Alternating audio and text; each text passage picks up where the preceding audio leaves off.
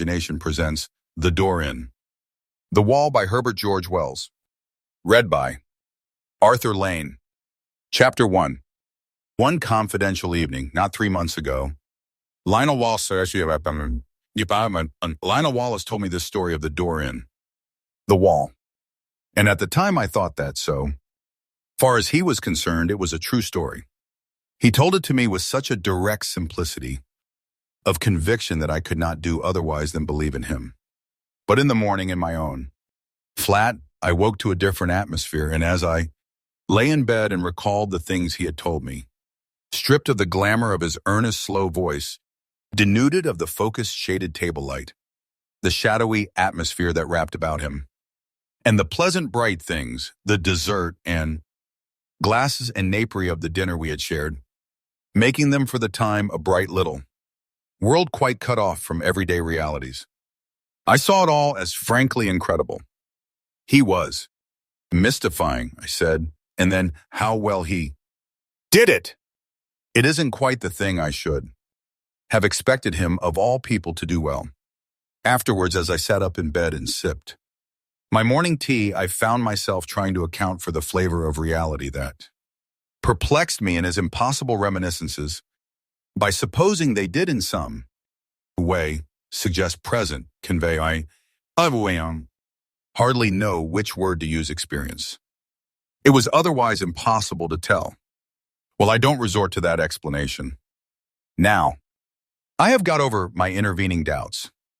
I believe now, as I believed at the moment, of telling that Wallace did to the very best of his ability strip the truth of his secret for me. But whether he himself saw, or only thought he saw, whether he himself was the possessor of an inestimable privilege, or the victim of a fantastic dream, I cannot pretend to guess. Even the facts of his death, which ended my doubts forever, I throw no light on. That much the reader must judge for himself. I forget now what chance comment or criticism of mine moved so reticent a man to confide in me. He was, I think, defending himself against an imputation of slackness and unreliability I had made in relation to a great public movement in which he had disappointed me. But he plunged suddenly. He said, a preoccupation. I know, he went on, after a pause, that he devoted to the study of his cigar ash. I have been negligent. The fact is, it isn't a case of ghosts or apparitions, but it's an odd thing to tell. Of Redmond, I am haunted. I am haunted by something that rather takes the light out of things, that fills me with longings. He paused, checked by that English shyness that so often overcomes us when we would speak of moving or grave or beautiful things. You were at St. Athelstan's all through, he said, and for a moment that seemed to me quite irrelevant. Well, and he paused, then very haltingly at first, but afterwards more easily, he began to tell of the thing that was hidden in his life, the haunting memory of a beauty and a happiness that filled his heart with insatiable longings that made all the interest and spectacle of worldly life seem dull and tedious and vain to him. Now that I have the clue to it, the thing seems written visibly in his face. I have a photograph in which that look of detachment has been caught and intensified. It reminds me of what a woman once said of him, a woman who had loved him greatly. Suddenly, she said, the interest goes out of him. He forgets you. He doesn't care a rap for you under his very nose. Yet the interest was not always out of him, and when he was holding his attention to a thing Wallace could contrive to be an extremely successful man. His career, indeed, is set with successes. He left me behind. Him long ago, he soared up over my head and cut a figure in the world that I couldn't cut anyhow.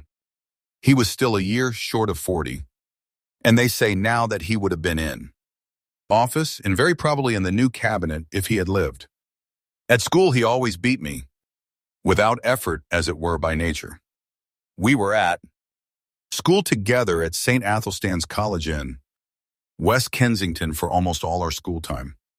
He came into the school as my co-equal, but he left far above me in a blaze of scholarships and brilliant performance. Yet I think I made a fair average running.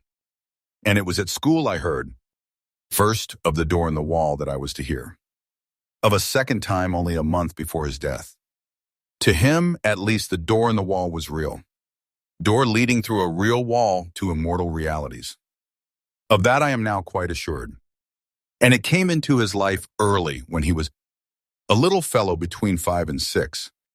I remember how, as he sat making his confession to me with a slow gravity, he reasoned and reckoned the date of it. There was, he said, a crimson Virginia creeper in it all, one bright uniform. Crimson in a clear amber sunshine against a white wall. That came into the impression somehow, though I don't clearly remember how, and there were horse chestnut leaves upon the clean pavement, outside the green door. They were blotched yellow. And green, not brown nor dirty, so that they must have been new fallen. I take it that means October. I look out for horse chestnut leaves every year, and I ought to know. If I am right in that, I was about 5 years and 4 months old. He was, he said, rather a precocious little boy. He learned to talk at an abnormally early age. And he was so sane and old-fashioned as people say that he was permitted an amount of initiative that most children scarcely attain by 7 or 8. His mother died when he was born, and he was under the less vigilant and authoritative care of a nursery governess. His father was a stern, preoccupied lawyer who gave him little attention and expected great things of him. For all his brightness, he found life a little gray and dull, I think. And one day he wandered. He could not recall the particular neglect that enabled him to get away, nor the course he took among the West Kensington roads. All that had faded among the incurable blurs of memory. But the white wall and the green door stood out quite distinctly as his memory of that remote childish experience. He did at the very first sight of that door experience a peculiar emotion, an attraction, a desire to get to the door and open it and walk in. And at the same time he had the clearest conviction that either it was unwise or it was wrong of him. He could not tell which to yield to this attraction. He insisted upon it as a curious thing that he knew from the very beginning, unless memory has played him the queerest trick, that the door was unfastened and that he could go in as he chose.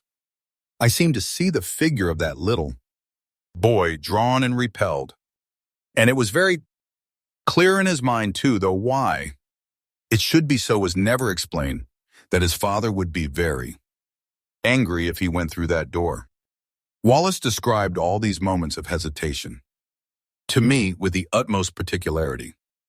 He went right past the door and then with his hands in his pockets and making an infantile attempt to whistle, strolled right along beyond the end of the wall.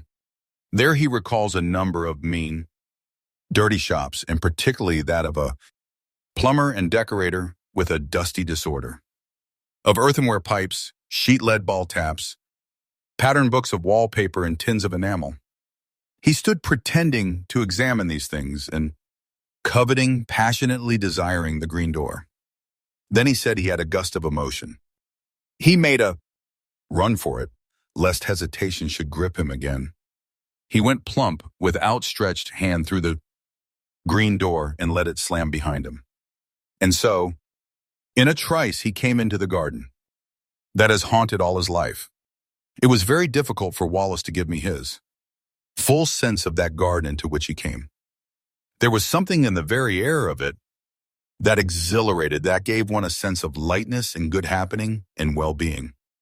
There was something in the sight of it that made all its color clean and perfect and subtly luminous. In the instant of coming into it, one was exquisitely glad as only In rare moments and when one is young and joyful, one can be glad in this world. And everything was beautiful there. Wallace mused before he went on telling me. You, see, he said with the doubtful inflection of a man who pauses at incredible things, there were 2 great panthers there. Yes, spotted panthers. And I was not afraid. There was a long, wide path, with marble-edged flower borders on either side. And these 2 huge velvety beasts were playing, there with a ball. One looked up and came towards me, a little curious as it seemed. It came right up to me, rubbed its soft round ear very gently against the small hand I held out and purred. It was, I tell you, an enchanted garden. I know. And the size? Oh, it stretched far and wide this way. And that. I believe there were hills far away. Heaven knows where West Kensington had suddenly got to. And somehow it was just like coming home. You know, in the very moment the door swung to behind me, I forgot the road with its fallen chestnut leaves, its cabs and tradesmen's carts. I forgot the sort of gravitational pull back to. The discipline and obedience of home, I forgot.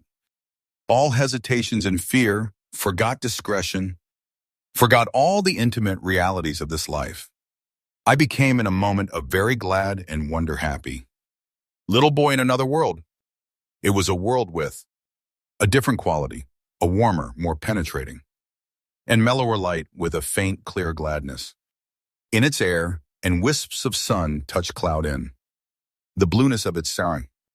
And before me ran this long, wide path, invitingly with weedless beds. On either side, rich with untended flowers, and these 2 great panthers. I put my little hands fearlessly on their soft fur and caressed their round ears and the sensitive corners under their ears and played with them, and it was as though they welcomed me home. There was a keen sense of homecoming in my mind, and when presently a tall, fair girl appeared in the pathway and came to meet me, smiling, and said, well, to me, and lifted me and kissed me and put me down and led me by the hand, there was no amazement, but only an impression of delightful rightness of being, reminded of happy things that had in some strange way been overlooked. There were broad steps. I remember that came into view between spikes of delphinium, and up these we went to a great avenue, between very old and shady dark trees. All down this avenue, you know, between the red chapped stems were marble seats of honor and statuary, and very tame and friendly white doves. And along this avenue my girlfriend led me. Looking down, I recall the pleasant lines, the finely modeled chin of her sweet, kind face, asking me questions in a soft, agreeable voice and telling me things pleasant. Things I know, though what they were I was never able to recall. And presently a little capuchin monkey, very clean, with a fur of ruddy brown and kindly hazel eyes, came down a tree to us and ran beside me, looking up at me and grinning, and presently leapt to my shoulder. So we went on our way in great happiness. He paused. Go on, I said. I remember little things. We passed an old man musing among laurels, I remember, and a place gay with parroquets, and came through a broad-shaded colonnade to a spacious, cool palace, full of pleasant fountains, full of beautiful things, full of the quality and promise of heart's desire. And there were many things, and many people, some that still seem to stand out clearly, and some that are a little vague, but all these people were beautiful and kind. In some way, I don't know how it was, conveyed to me that they all were kind to me, glad to have me there, and filling me with gladness by their gestures, by the touch of their hands, by the welcome and love in their eyes. Yes, he mused for a while. Playmates I found there. That was very much to me, because I was a lonely little boy. They played delightful games in a grass-covered court where there was a sundial set about, with flowers. And as one played, one loved. But it's odd, there's a gap in my memory. I don't remember the games we played. I never remembered. Afterwards, as a child, I spent long hours trying, even with tears, to recall the form of that happiness. I wanted to play it all over, again in my nursery by myself.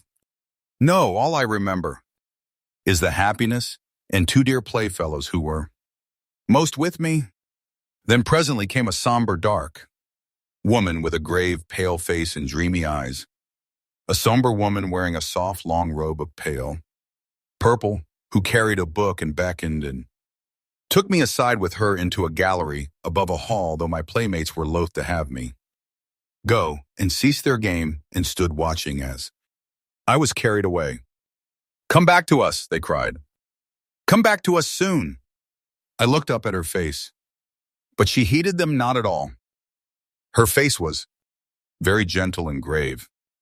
She took me to a seat in the gallery, and I stood beside her, ready to look at her book as she opened it upon her knee. The pages fell open.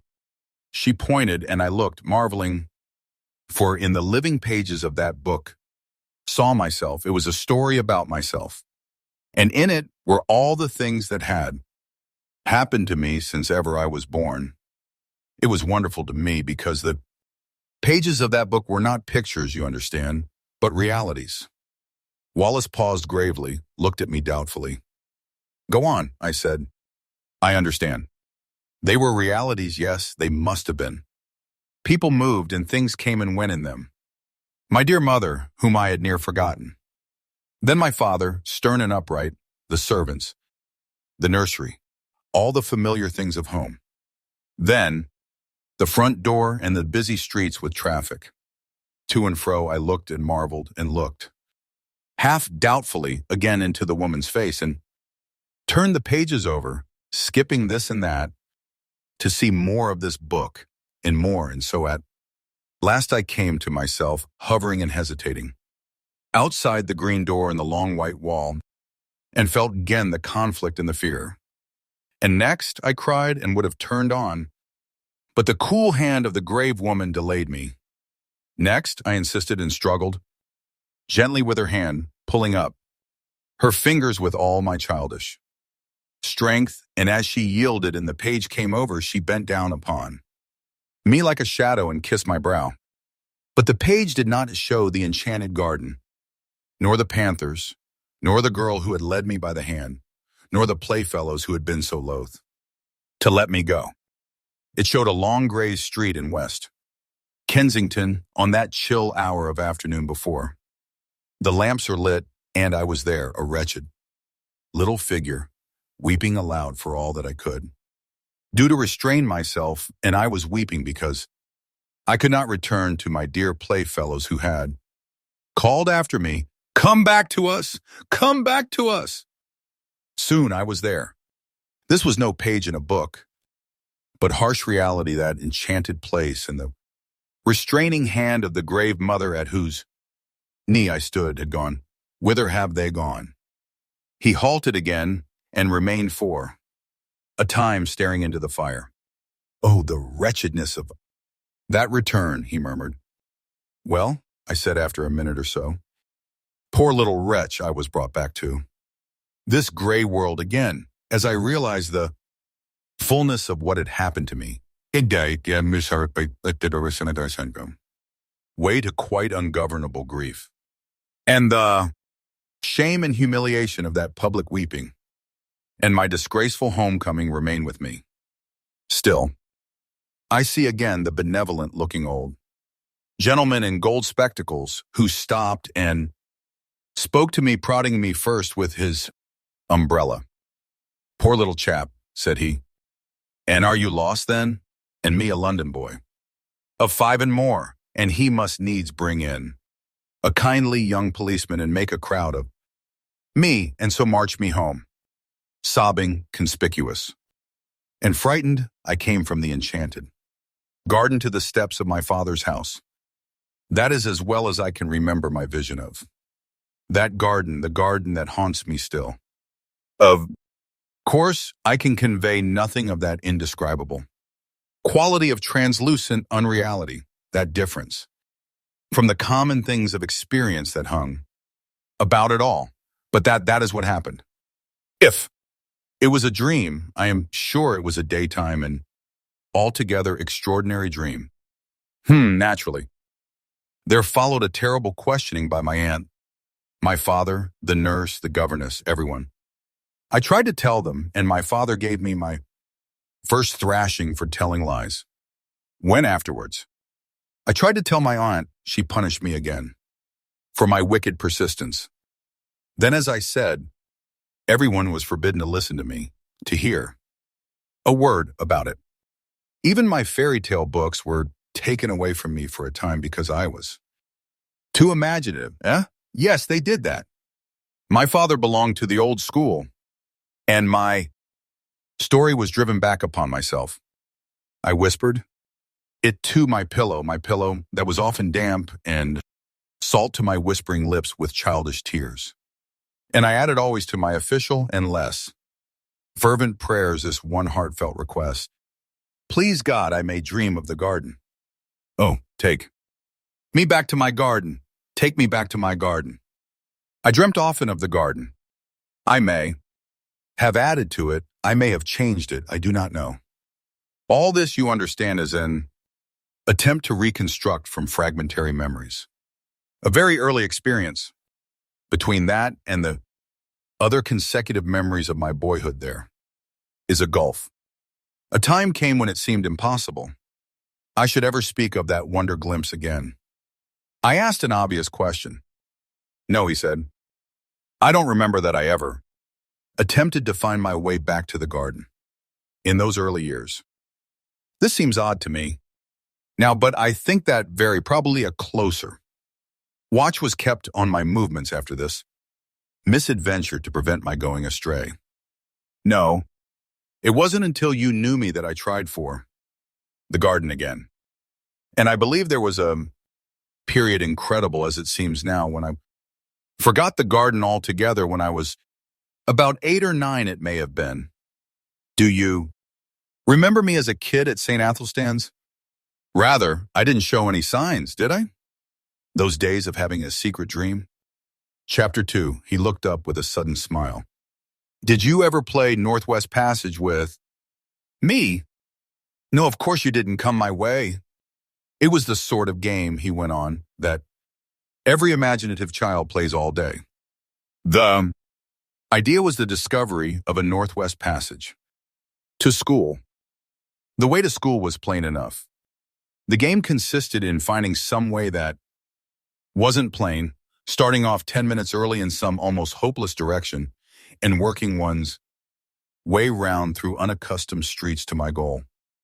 And one day I got entangled among some rather low-class streets on the other side of Campden Hill, and I began to think that for once the game would be against me and that I should get to school late. I tried rather desperately.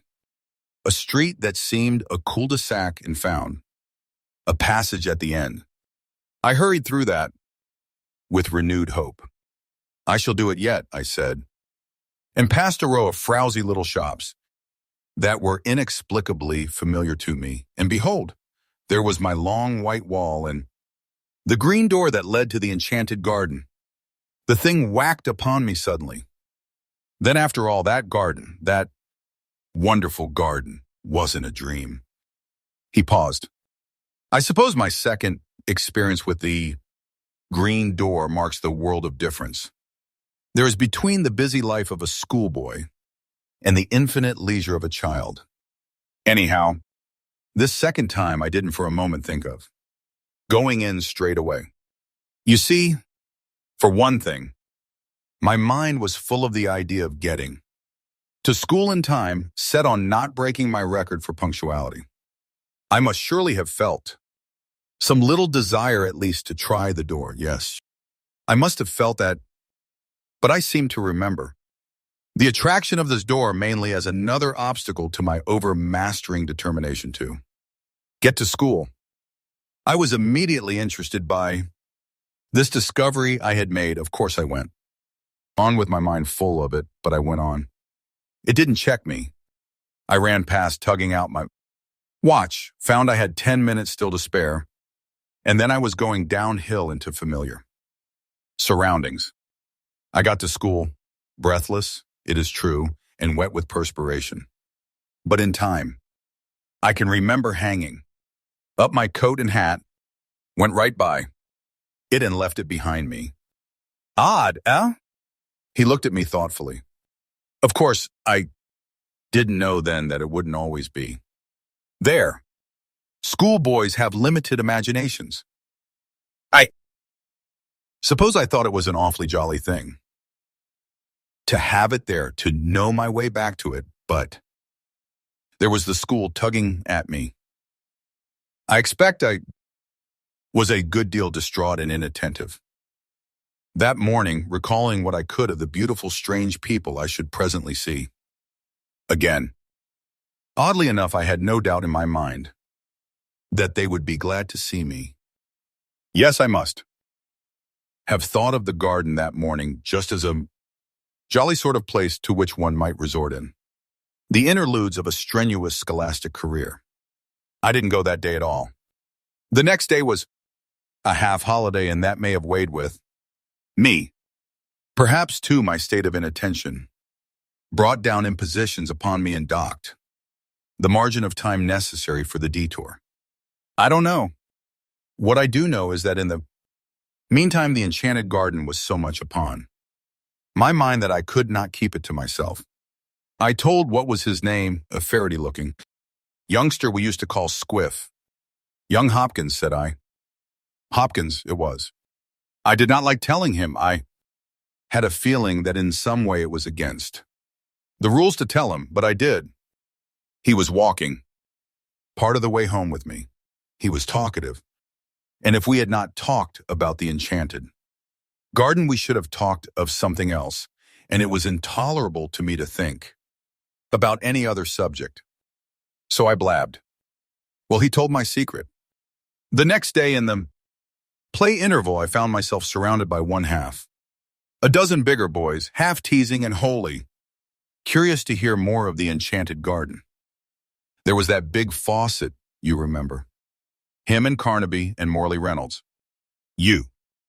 Weren't there by any chance? No, I think. I should have remembered if you were. A boy is a creature of odd feelings. I really believe, in spite of my secret self-disgust, a little flattered to have the attention of these big fellows. I remember, particularly a moment of pleasure caused by the praise of Crawshaw. You remember Crawshaw, Major, the son of Crawshaw, the composer, who said it was the best lie he had ever heard. But at the same time, there was a really painful undertow of shame at telling what I felt was indeed a sacred secret. That beast Fawcett made a joke about the girl in green. Wallace's voice sank with the keen memory of that. Shame. I pretended not to hear, he said. Well, then Carnaby suddenly called me a young liar and disputed with me when I said the thing was true. I said I knew where to find the green door, could lead them all there in 10 minutes. Carnaby became outrageously virtuous and said, I'd have to and bear out my words or suffer. Did you ever have Carnaby twist your arm, then? Perhaps you'll understand how it went with me. I swore my story was true. There was nobody in the school then to save a chap from Carnaby. Though Crawshaw put in a word or so, Carnaby had got his game. I grew excited and red-eared, and a little frightened I behaved, altogether like a silly little chap. And the outcome of it all was that instead of starting alone for my enchanted garden, I led the way presently, cheeks flushed, ears hot, eyes smarting, and my soul one burning. Misery and shame for a party of 6 mocking, curious, and threatening schoolfellows. We never found the white wall and the green door, you mean? I mean, I couldn't find it. I would have found it if I could. And afterwards, when I could go alone, I couldn't find it. I never found it. I seem now to have been always looking for it through my schoolboy days, but I've never come upon it again. Did the fellows make it disagreeable? Beastly. Carnaby held a council over me for wanton lying. I remember how I sneaked home and upstairs to hide the marks of my blubbering. But when I cried myself to sleep at last, it wasn't for Carnaby, but for the garden, for the beautiful afternoon I had hoped for the sweet, friendly women and the waiting playfellows and the game I had hoped to learn again. That beautiful, forgotten game. I believed firmly that if I had not told, I had bad times after that, crying at night, and wool gathering by day. For 2 terms, I slackened and had bad reports. Do you remember? Of course you would. It was you, your beating. Me in mathematics that brought me back to the grind again. Chapter 3. For a time, my friend stared silently into the red heart of the fire. Then he said, I never saw it again until I was 17. It leapt upon me for the 3rd time as I was driving to Paddington on my way to Oxford and a scholarship. I had just one momentary glimpse. I was leaning over the apron of my hansom smoking a cigarette and no doubt thinking to myself, no end of a man of the world, and suddenly there was the door, the wall, the dear sense of unforgettable and still attainable things. We clattered by, I too taken by surprise, to stop my cab until we were well past and round a corner. Then I had a queer moment, a double and divergent movement of my will. I tapped the little door into the roof of the cab and brought my arm down to pull out my watch. Yes, sir, said the cabman smartly. Well, it's nothing, I cried. My mistake, we haven't much time. Go on, and he went on. I got my scholarship, and the night after I was told of that, I sat over my fire in my little upper room, my study, in my father's house, with his praise, his rare praise, and his sound counsels ringing in my ears, and I smoked my favorite pipe, the formidable bulldog of adolescence, and thought of that door in the long white wall. If I had stopped, I thought, I should have missed my scholarship. I should have missed Oxford, muddled all the fine career before me. I begin to see things better. I fell musing deeply. But I did not doubt then this career of mine was a thing that merited sacrifice. Those dear friends and that clear atmosphere seemed very sweet to me, very fine but remote. My grip was fixing now upon the world. I saw another door opening, the door of my career. He stared again into the fire. It's red. Light picked out a stubborn strength in his face for just one flickering moment, and then it vanished again. Well, he said, and sighed, I have served that career. I have done much work, much hard work. But I have dreamt of the enchanted garden 1,000 dreams and seen its door, or at least glimpsed its door 4 times since then. Yes, 4 times. For a while, this world was so bright and interesting, seemed so full of meaning and opportunity that the half-effaced charm of the garden was by comparison gentle and remote. Who wants to pat panthers on the way to dinner with pretty women and distinguished men? I came down to London from Oxford, a man of bold promise that I have done something to redeem, something, and yet there have been disappointments. Twice I have been in love. I will not dwell on that, but once as I went to someone who I knew, doubted whether I dared to come, I took a shortcut at a venture through an unfrequented road near Earl's Court, and so happened on a white wall and a familiar green door. Odd, said I to myself, but I thought this place was on Campden Hill. It's the place I never could find, somehow like counting Stonehenge, the place of that queer daydream of mine. I went by it intent upon my purpose. It had no appeal to me that afternoon. I had just a moment's impulse to try the door. 3 steps aside were needed at the most, though I was sure enough in my heart that It would open to me, and then I thought that doing so might delay me on the way to that appointment in which I thought my honor was involved. Afterwards, I was sorry for my punctuality might at least have peeped in. I thought and waved a hand to those panthers. But I knew enough by this time not to seek. Again belatedly that which is not found by seeking. Yes, that time made me very sorry.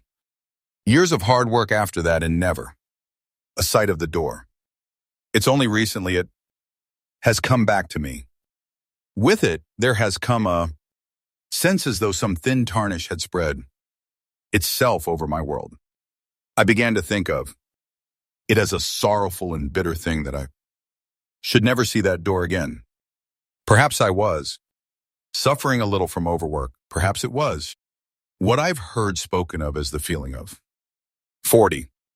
I don't know, but certainly the keen brightness that makes effort easy has gone out of things recently, and that just at a time with all these new political developments when I ought to be working. Odd, isn't it? But I do begin to find life toilsome. Its rewards as I come near them, cheap. I began a little while ago to want the garden quite badly. Yes, and I've seen it 3 times. The garden? No, the door, and I haven't gone in. He leant over the table to me with an enormous sorrow in his voice as he spoke. Thrice I have had my chance thrice, if ever that door offers itself to me again. I swore, I will go in. Out of this dust and heat, out of this dry glitter of vanity, out of these toilsome futilities. I will go and never return. This time I will stay. I swore it, and when the time came, I didn't go. 3 times in 1 year have I passed that door and failed to enter. 3 times in the last year. The first time was on the night of the snatch. Division on the tenants' redemption bill, on which the government was saved by a majority of 3. You remember? No one on our side, perhaps. Very few on the opposite side expected the end that night. Then the debate collapsed like eggshells. I and Hotchkiss were dining with his cousin at Brentford. We were both unpaired, and we were called up by telephone and set off at once in his cousin's motor. We got in barely in time, and on the way we passed my wall and door livid in the moonlight, blotched with hot yellow as the glare of our lamps lit it, but unmistakable. My God, cried I. What? Said Hotchkiss. Nothing, I answered, and the moment passed. I've made a great sacrifice, I told the whip as I got in. They all have, he said, and hurried by. I do not see how I could have done otherwise. Then, and the next occasion was as I rushed to my father's bedside to bid that stern old man farewell. Then, too, the claims of life were imperative. But the third time was different. Happened a week ago. It fills me with hot remorse to recall it. I was with Gurker and Ralph's. It's no secret now, that I have had my talk with Gurker. We had been dining at a Frobisher's, and the talk had become intimate between us. The question of my place in the reconstructed ministry lay always just over the boundary of the discussion. Yes, that's all settled. It needn't be talked about yet, but there's no reason to keep a secret from you. Yes, thanks, but let me tell you my story. Then on that night, things were very much in the air. My position was a very delicate one. I was keenly anxious to get some definite word from Gurker, but was hampered by Ralph's presence. I was using the best power of my brain to keep that light and careless talk not too obviously directed to the point that concerned me. I had to. Ralph's behavior since has more than justified my caution. Ralph's, I knew, would leave us beyond the Kensington High Street, and then I could surprise Gurker by a sudden frankness. One has sometimes to resort to these little devices. And then it was that in the margin of my field of vision, I became aware once more of the white wall, the green door before us down the road. We passed it talking. I passed it. I can still see the shadow of Gurker's marked profile, his opera hat, tilted forward over his prominent nose, the many folds of his neck wrap going before. My shadow and Ralph's as we sauntered past. I passed within 20 inches of the door. If I say goodnight to them and go in, I ask myself, what will happen? And I was all a-tingle for that word with Gurker. I could not answer that question in the tangle of my other problems. They will think me mad, I thought. And suppose I vanish now. Amazing. Disappearance of a prominent politician weighed with me. 1,000 inconceivably petty. Worldliness is weighed with me in that crisis. Then he turned on me with a sorrowful smile, and speaking slowly, "Here I am," he said. "Here I am," he repeated, "and my chance is gone. From me.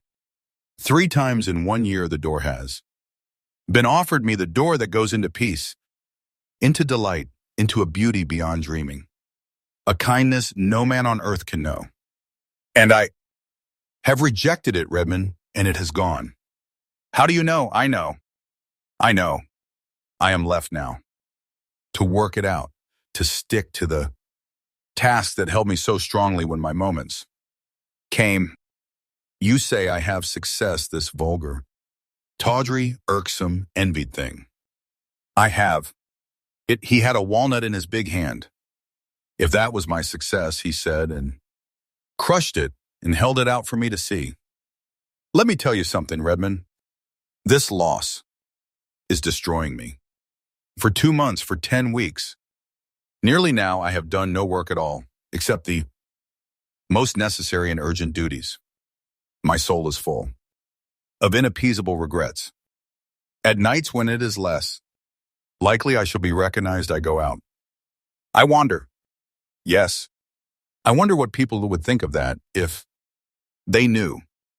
A cabinet minister, the responsible head of that most vital of all departments, wandering alone, grieving sometimes near audibly, lamenting for a door, for a garden. Chapter 4. I can see now his rather pallid face and the unfamiliar somber fire that had come into his eyes. I see him very vividly tonight. I sit recalling his words, his tones, and last evening's Westminster Gazette still lies on my sofa containing the notice of his death. At lunch today, the club was busy with his death. We talked of nothing else. They found his body very early yesterday morning in a deep excavation near East Kensington Station. It is one of 2 shafts that have been made in connection with an extension of the railway southward. It is protected from the intrusion of the police by a hoarding upon the high road, in which a small doorway has been cut for the convenience of some of the workmen who live in that direction. The doorway was left unfastened through a misunderstanding between 2 gangers, and through it he made his way. My mind is darkened with questions and riddles. It would seem he walked all the way from the house that night. He has frequently walked home during the past session, and so it is, I figure, his dark form coming along the late and empty streets, wrapped up, intent. And then did the pale electric lights near the station cheat the rough planking into a semblance of white? Did that fatal unfastened door awaken some memory? Was there, after all, ever any green door in the wall at all? I do not know. I have told his story as he told it to me. There are times when I believe that Wallace was no more than the victim of the coincidence between a rare but not unprecedented type of hallucination and a careless trap, but that indeed is not my profoundest belief. You may think me superstitious, if you will, and foolish, but indeed I am more than half convinced that he had, in truth, an abnormal gift, in a sense, something, I know not what, that in the guise of wall and door offered him an outlet, a secret and peculiar passage of escape into Another and altogether more beautiful world. At any rate, you will say it betrayed him in the end. But did it betray him? There you touch the inmost mystery of these dreamers, these men of vision and the imagination. We see our world, fair and common, the hoarding and the pit. By our daylight standard, he walked out of security into darkness, danger, and death. But did he see like that? Thank you for listening. If you like our recordings, consider liking this video and subscribing to our channel so you do not miss any more audiobooks. Back to top AI features. Feedback. Transform your transcript with AI-powered